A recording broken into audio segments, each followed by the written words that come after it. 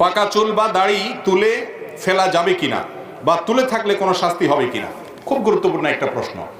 অনেক সময় দেখা যায় আমাদের মাথার চুল একটা দুইটা বা কয়েকটা পেকে যায়, অনেক লোক সেগুলোকে খুঁজে খুঁজে তুলে ফেলেন কারণ তিনি বুড়া হতে চান না।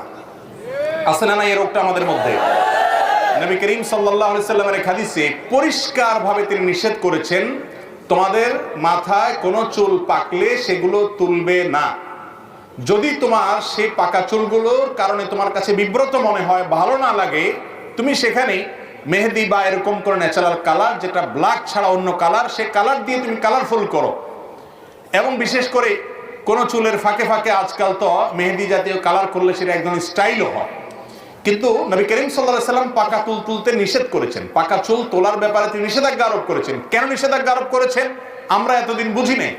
আমি গত কয়েকদিন আগে নিয়ে অনলাইনে ঘাটাঘাটি করতে করতে দেখলাম